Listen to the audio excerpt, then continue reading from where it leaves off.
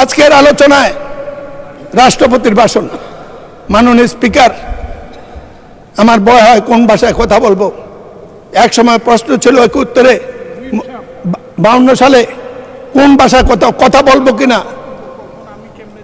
আজকে প্রশ্ন হয়েছে কথা এঠল বলবো কিনা। এই সংসদের দাঁড়িয়ে ভয় হয়। আগে যাদের বিরুদ্ধে দাঁড়িয়ে কথা বলতাম তাদেরকে চিনতাম, আর আজকে যাদের বিরোধী দল তাদেরকে এখনো আমি চিনি নাই। আমাদের নেতা তারেক রহমান বলেছিল কঠিন নির্বাচন, সেদিন অনেকে বুঝে নাই, আমি বুঝেছিলাম।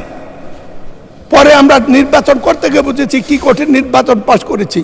কিন্তু একটি সাহস ছিল মাননীয় স্পিকার, সেটা হলো আওয়ামী লীগের বিরুদ্ধে নির্বাচন তারা কি করবে জানতাম, কিন্তু সৎ লোকের শাসন, জামাত প্রতিপক্ষ হলে কি হয় এবার আমরা মাঠে হারে হারে টের পেয়েছি। টাকা তারা ব্যবহার করে না, নির্বাচনে কোনো পক্ষপাতিত্ব করে না। ইনশাল্লাহ জাতির ভবিষ্যৎ উজ্জ্বল।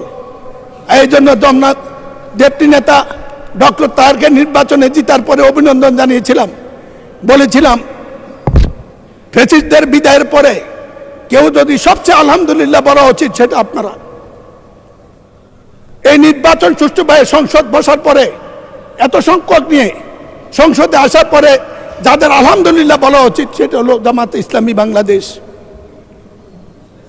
কিন্তু আজ প্রশ্ন উঠেছে আমাদের সম্পর্ক। আমরা কিছু মুক্তিযোদ্ধা যারা জীবিত আছি তাদেরকে আজকে সমাজে প্রশ্ন করতে হয়।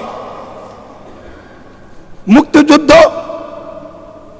24-এর যুদ্ধ, 24-এর যোদ্ধা এক কাতারে হলো ফ্যাসিস্টদের আমলে বিচারের নামে অন্যায় যদি হয়ে থাকে তারা কি এক কথা?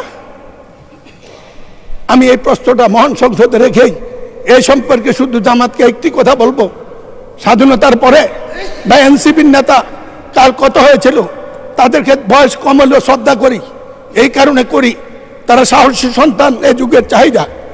একটি কথা মনে করবেন, শ্রদ্ধা নেতৃবৃন্দ, স্বাধীনতার পরে একটু মেধাবী শ্রেণী এসেছিল, তারা গঠন করেছিল জাসদ। এই বাড়াবাড়ি করতে গিয়ে দেশ গেছে, জাতি গেছে, তারাও গেছে। আমরা যেন সবকিছু হজম করার তৌফিক দেয়। আপনাদের উদ্দেশ্যে এই কথাটি রেখে 91 সংসদে আপনাদের সাথে কাজ করেছিলেন দেশনেত্রী বেগম খালেদা জিয়ার নেতৃত্বে। আপনারা যখন প্রশ্ন করেন মনে হয় এই দেশে 15 বছর 20 বছর বিএনপি ছিল না। দেশনেত্রী বেগম খালেদা জিয়া জাতি, দেশ, মানুষের বিরোধী দলের অনেক বিরোধ অপেক্ষা করে জামাতের সাথে একসাথে কাজ করার জন্য আমরা অনেকে না চাইলেও বাধ্য করেছিল। আপনাদের নেতা অধ্যাপক, আমাদের নেতা মাওলানা গোলাম সাবান মরহুম, আমি বলতে চাই তিনি এই সংসদে একটি কথা বলেছিলেন, যার জন্য সিন্নি খাইলা মোল্লা চিনলা না।